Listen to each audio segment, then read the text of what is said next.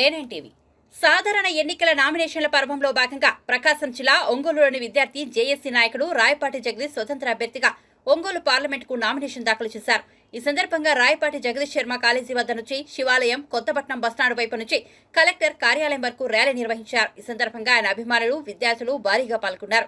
అనంతరం 4 సెట్లు నామినేషన్ ఆయన దాఖలు చేశారు. అనంతరం రాయపాటి జగదీష్ మాట్లాడుతూ విద్యార్థులు సామాన్య ప్రజల సమస్యలపై పార్లమెంట్లో తన గళాన్ని వినిపించి సమస్యలు తీర్చడానికి అవకాశం కల్పించాలని, అంతేకాకుండా అందరికీ మేలు జరిగితే అనేక కార్యక్రమాలను తాను చేస్తానని తెలియజేశారు.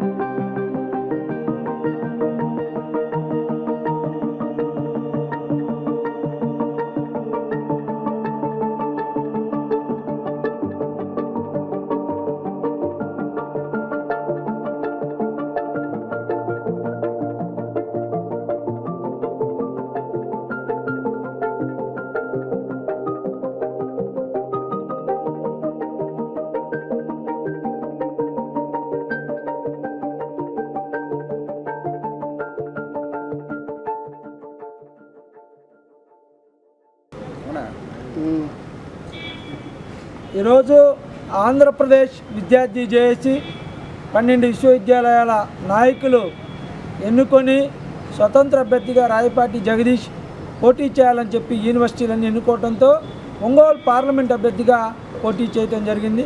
ఇండిపెండెంట్ అభ్యర్థిగా నామినేషన్ వేశా.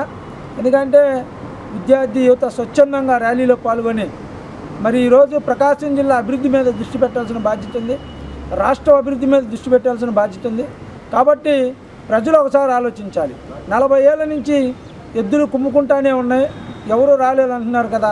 ఈరోజు 40 ఏళ్ళ రాజకీయ చరిత్ర మార్చడానికి ఒక ఉద్యమ నేతగా సమైక్యాంధ్ర, ప్రత్యేక హోదా, ప్రకాశం జిల్లా యూనివర్సిటీ, ప్రకాశం జిల్లా అభివృద్ధి వేదిక, వీటన్నిటితో పాటు నేను ఉద్యమం చేస్తున్న రామాయపట్నం పోటీ అన్నీ మరి ప్రజలు ఎవరి వైపు ఉంటారో ఆలోచించుకోవాలి. ఎందుకంటే ఈరోజు ఉమ్మడి రాజధాని హైదరాబాద్ కోల్పోతున్నాం. రెండోది, ఈరోజు తమిళనాడులో స్టాలిన్ 75 రూపాయలకి లీటర్ పెట్రోల్ అని చెప్పి ఒక మేనిఫెస్టో రిలీజ్ చేస్తే సీమాంధ్రలో ఉన్న 5 కోట్ల మంది ప్రజలు మరి ఈరోజు జగన్మోహన్ రెడ్డి కానివ్వండి, చంద్రబాబు నాయుడు కానీ మేనిఫెస్టోలో ఏమి ఇచ్చారు?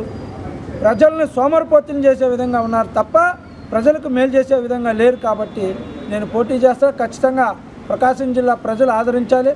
వెలుగొండ ప్రాజెక్టు అంటే పూర్తి చేసి విజయవంతం చేస్తానని తెలియజేస్తాను. పట్ల పోరాటం చేస్తా. ఈరోజు ఫీజు రియంబర్స్మెంట్ లేక చాలామంది తల్లిదండ్రులు ఈరోజు పార్టీ కార్యకర్తలుగా తిరుగుతున్న తెలుగుదేశం పార్టీలో ఉన్న SC ST BC, అదేవిధంగా వైసీపీలో ఉన్న SC ST BC నాయకులు పిల్లలు ఫీజు రియంబర్స్మెంట్ లేక చాలామంది అల్లాడిపోతున్నారు. అడగటానికి వాళ్ళకి ఇబ్బంది అయి ఉండొచ్చు, కానీ అడిగేవాడిని నేను ఒకరిని.